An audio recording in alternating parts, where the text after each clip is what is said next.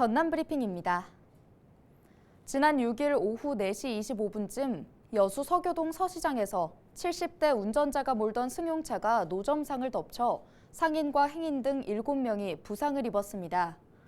경찰 조사 결과 운전자 A씨는 정차 후 다시 시동을 거는 과정에서 차가 급발진했다고 주장한 것으로 전해졌습니다. 여수 경찰은 A씨가 음주운전이나 무면허는 아닌 것으로 드러났다며 교통사고 처리 특례법 위반 혐의로 입건해 정확한 사고 경위를 조사하고 있습니다. 전남 완도 해상에서 선박에 실린 배터리가 폭발해 선원 2명이 다쳤습니다. 지난 6일 밤 11시 52분쯤 완도군 노아읍 해상에서는 13톤급 양식장 관리선에 적재된 배터리가 폭발하면서 스리랑카 국적의 외국인 근로자 2명이 중상을 입어 병원으로 이송됐습니다. 완도해경은 사고 경위를 조사하면서 선박에 실린 배터리의 감식을 의뢰해 폭발 원인을 파악할 계획입니다. 지난 6일 저녁 7시 40분쯤 고흥 소록도 해상의 한 어선에서 화재가 발생해 60대 선원 1명이 화상을 입었습니다.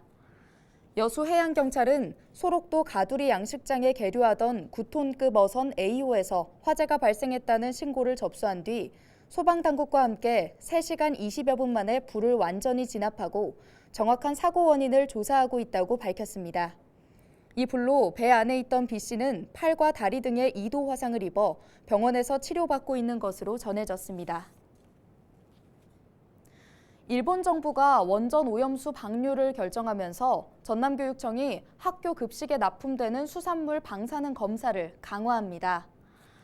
전라남도 교육청은 1년에 4차례 실시하던 수산물 방사능 검사를 10차례까지 확대 실시할 방침입니다. 또한 학교 급식 일본산 수산물 사용 금지 조치를 유지하고 유관기관과 방사능 검사 관련 정보를 공유하며 부적합 판정 식재료에 대한 긴급 회수와 납품 중단 등을 단행할 계획입니다. 마약 청정국 대한민국은 이제 옛말이 됐습니다. 최근 국내 마약 범죄가 확산하는 가운데 특히 청소년들의 마약 범죄가 늘고 있는데요. 청소년 마약류 사범이 5년 사이 4배 넘게 늘어났고 적발이 안 된 마약 사범까지 치면 만여 명으로 추정되고 있습니다. 젊은 층의 마약 입문 장벽을 낮춘 것은 바로 SNS, 그중에서도 추적이 어려운 텔레그램입니다. 마약 판매뿐 아니라 유통과 재배에까지 사용되는 이 텔레그램에는 마약을 구입한 사람들이 후기를 공유하는 후기 공유방까지 등장했습니다. 텔레그램, 다크웹 등 마약 유통 채널에 대한 제재가 지속적으로 논의되고 있지만 정부의 통제를 받지 않는 이들의 특성 때문에 뾰족한 수를 내놓지 못하고 있는 실정입니다. 때문에 경찰의 위장 수사를 확대할 필요가 있다는 목소리가 커지고 있는데요. 최근 국회도 경찰이 위장 수사를 할 수 있도록 하는 법안을 내놓고 있습니다. 청소년들은 5만 원이면 텔레그램에서 필로폰 1회 투약분을 구할 수 있습니다. 국내로 확산되는 마약에 대한 종합적인 대책이 절실한 가운데 무엇보다 청소년을 보호할 수 있는 대책이 필요한 시점입니다.